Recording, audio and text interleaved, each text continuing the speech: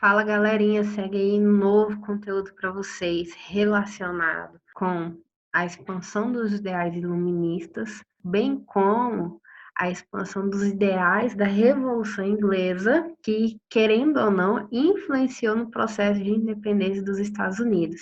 Então, esse vídeo vai tratar sobre isso, sobre a independência dos Estados Unidos do jugo da Inglaterra. Bacana? Então, vamos lá.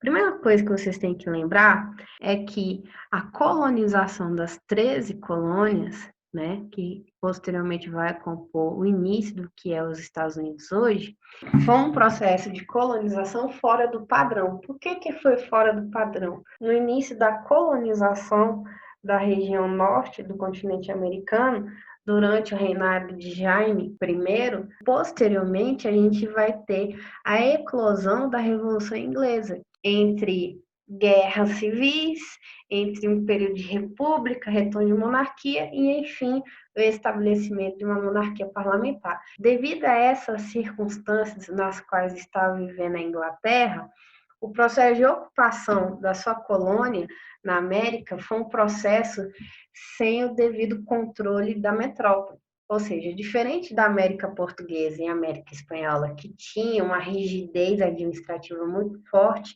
até porque o pacto colonial é isso, mas como a Inglaterra estava instável, permitiu que a sua colônia tivesse uma autonomia maior para se administrar, para se desenvolver. Então, a gente vai ter um processo de colonização meio atípico nas 13 colônias. Isso vai acender aos colônios americanos um sentimento de liberdade do qual eles não tinham, porque era colônia.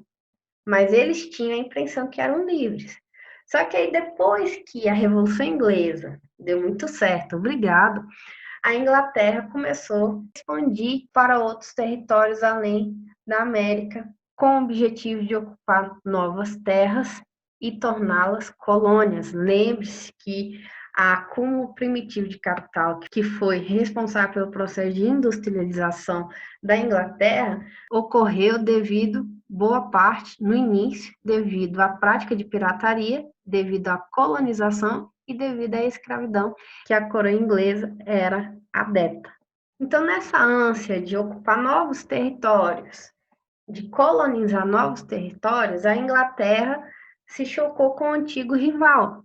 Quem é o antigo rival da Inglaterra que fala francês? Isso mesmo, a França. Então, por conta de disputa de novos territórios coloniais, vai ocorrer uma guerra que foi conhecida como a Guerra de 7 Anos, entre ingleses e franceses. Essa guerra vai trazer uma consequência. Primeira consequência, vitória inglesa. Então, as regiões que estavam em disputa, a maioria delas vão ficar sob domínio inglês.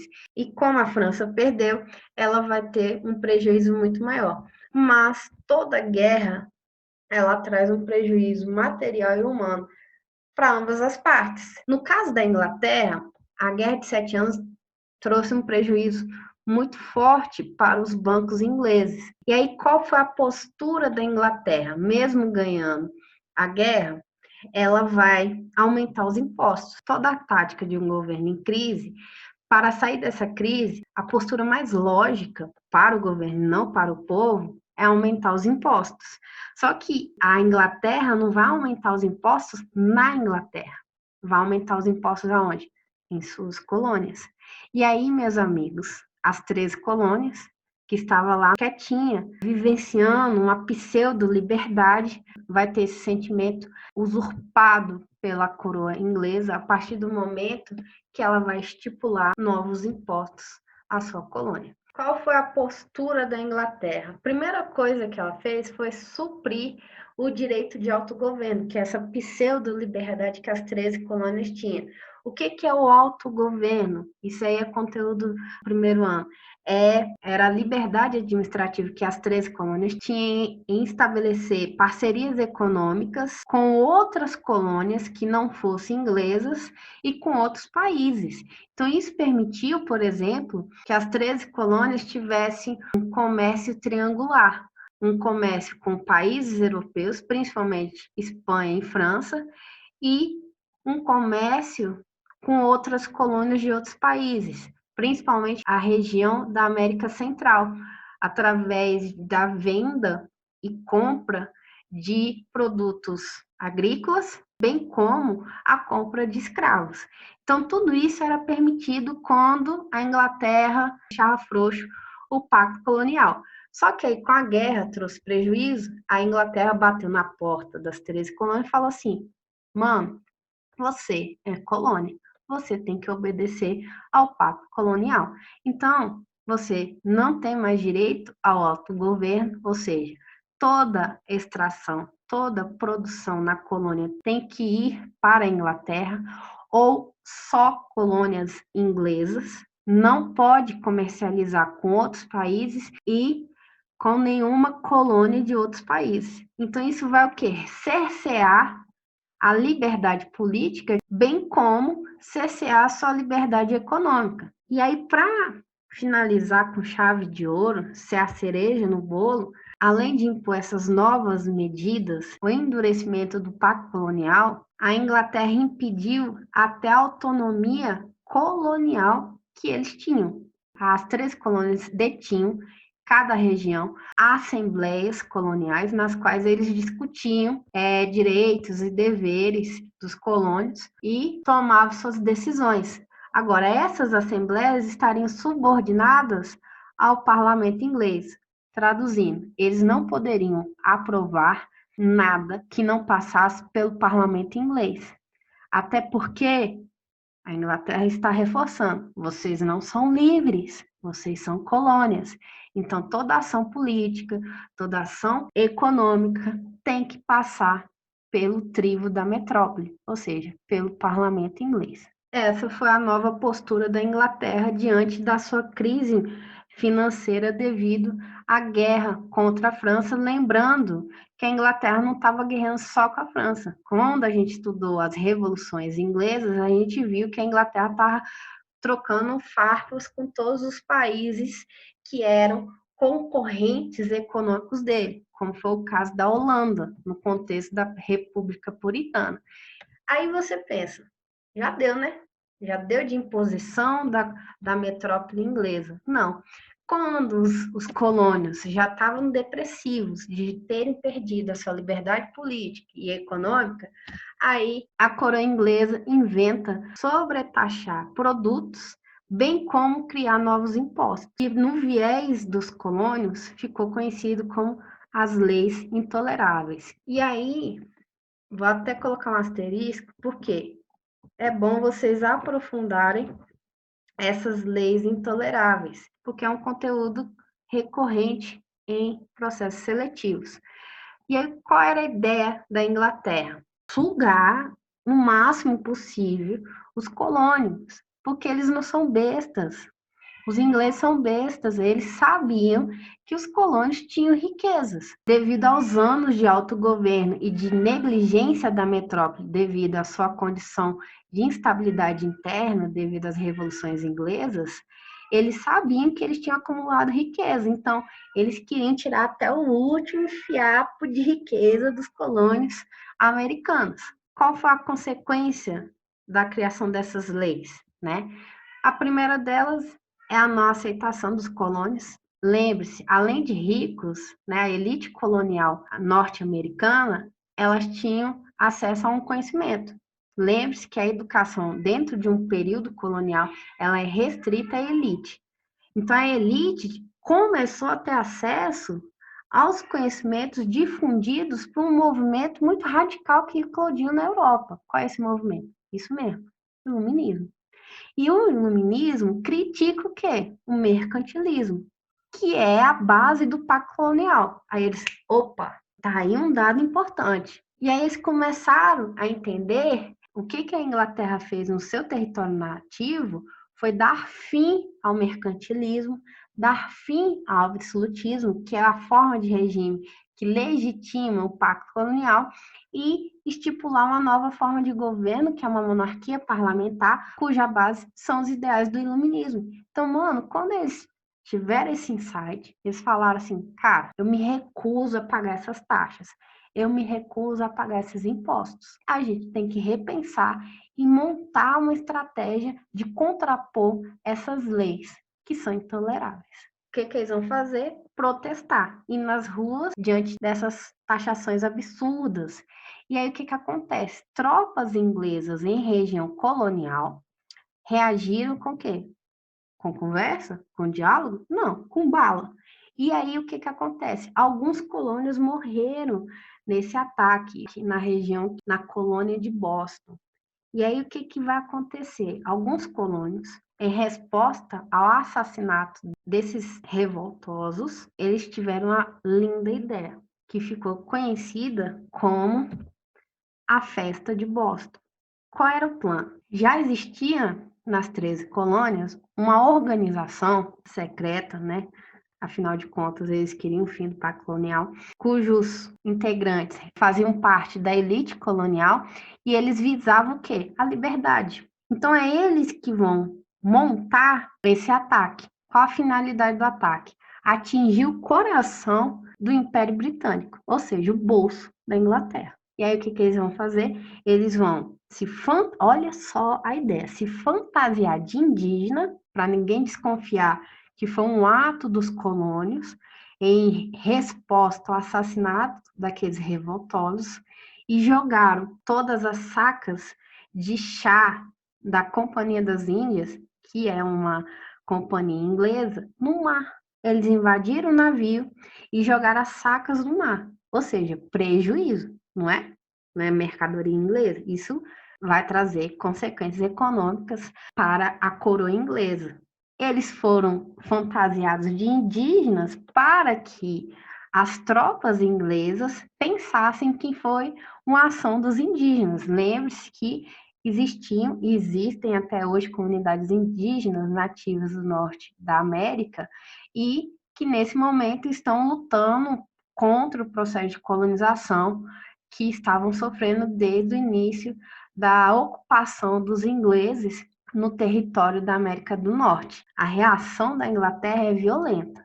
Ela vai punir severamente a população de Boston, fechando o porto, permitindo que militares ingleses ocupassem as casas civis, que é a lei do aquartelamento, que eu mostrei no slide anterior. Observa que vai aumentando paulatinamente a bola de neve que vai levar ao processo de ruptura do pacto colonial. Aí a gente adentra um conteúdo importante que é a antessala do processo de independência dos Estados Unidos. A gente vai ter o primeiro Congresso Continental na Filadélfia, em 1774. Ou seja, a elite colonial vai se reunir na Filadélfia e vai falar: mano, o que a gente pode fazer? Não dá as tropas matarem colônios, os colônios estão revoltosos e com razão, os impostos são inaceitáveis. Então, o que a gente pode fazer? A elite colonial, nesse primeiro momento, decide criar o que eles vão chamar de Declaração dos Direitos do Colônio. O que seria isso? Um documento no qual eles falam assim: ó, não queremos quebrar o pacto colonial. Veja bem, atenção aí. O primeiro Congresso Continental não tinha o objetivo de dar fim ao pacto colonial. O que eles queriam com essa declaração dos direitos dos colônios, falar assim: ó, temos dever sim para com a coroa inglesa, nunca deixamos de exercê-los, mas temos direitos também. A pauta central desse documento era a solicitação do retorno do autogoverno, que é aquela pseudo-liberdade política que eu falei para vocês, e o comércio triangular, que é aquela pseudo-liberdade econômica que eu já falei para vocês. Esse era o objetivo do documento. Só que o que vai acontecer? Quando, né, o documento vai ser entregue a representantes do parlamento inglês, o que os parlamentares ingleses vão dizer? Primeira coisa, o documento não consta um selo real. Aí eles falam, como é que é? Pois é, a Inglaterra criou uma lei chamada Lei do Selo. Depois pesquise.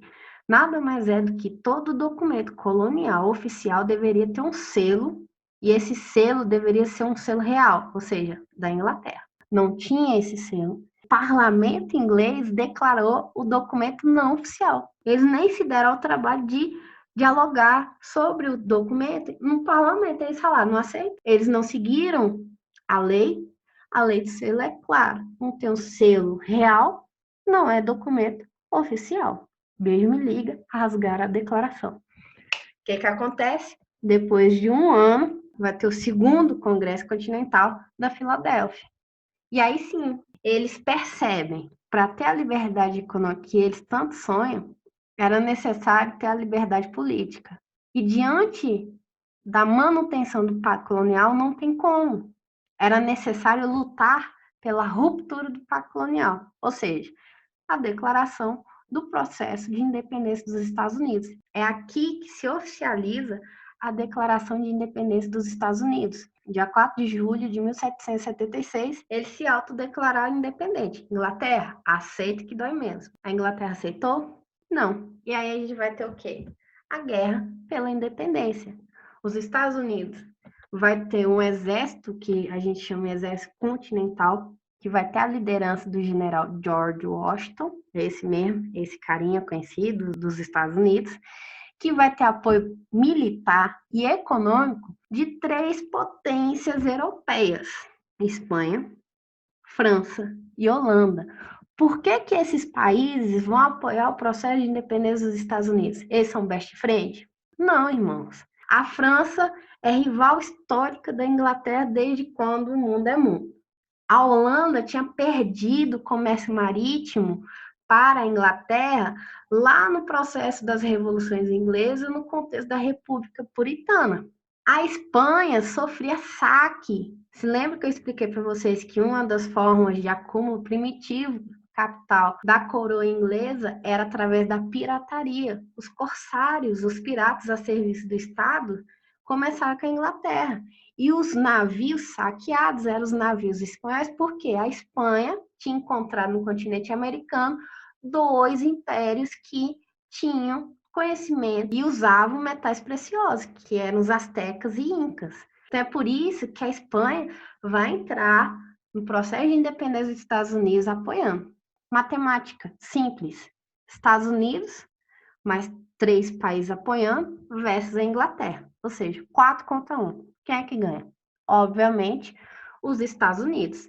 E só em 1783 é que a Inglaterra reconhece o processo de independência dos Estados Unidos. Só que a gente sabe muito bem que eles consideram como o dia da independência o dia 4 de julho de 76, quando eles se autodeclararam independentes. A guerra foi só uma consequência para legitimar o ato deles.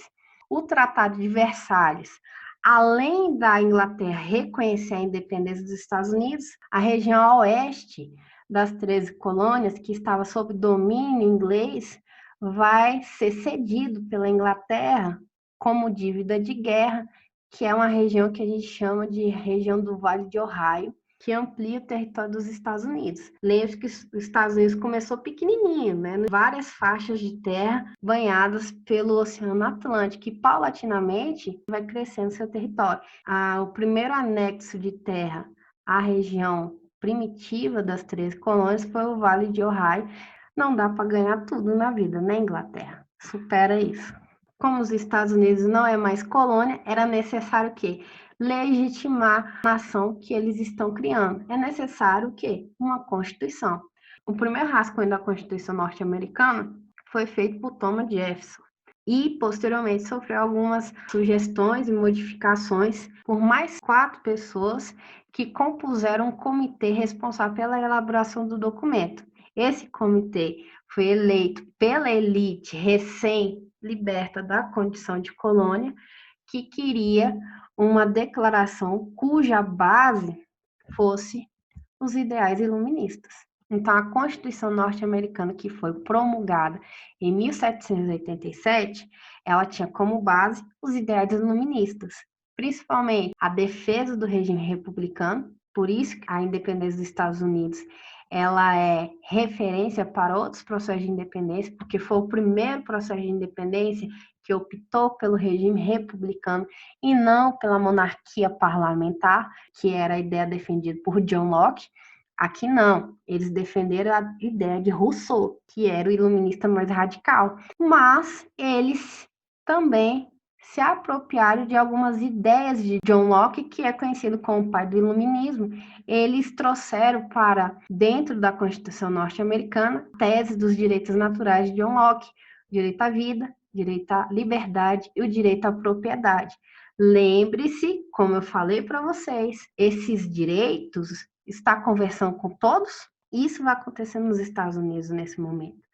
Esses direitos naturais não são para todos. Além dessa tese, o direito à rebeldia, que é também uma tese de John Locke, a ideia de que o povo pode se rebelar diante de um governo tirano. Afinal de contas, John Locke, mesmo sendo conservador, era contra a tirania, que lhe lembrava muito a postura de um rei absolutista. Lembre-se, John Locke era inglês. Só que tem um problema. Os Estados Unidos nasceu uma república, porém com resquícios coloniais. Isso mesmo. Tem uma contradição muito gritante na Constituição norte-americana. Ao mesmo tempo que eles pregam a igualdade jurídica, a liberdade, a direito à terra, a liberdade religiosa, eles vão inibir a liberdade das comunidades indígenas, que é o povo nativo, da população negra, que vai se manter na condição de escravo, e as mulheres. Ou seja, o direito ao voto, nesse primeiro momento, não era universal, era censitário, ou seja, só homens brancos e ricos que votavam. Quem é rico na colônia?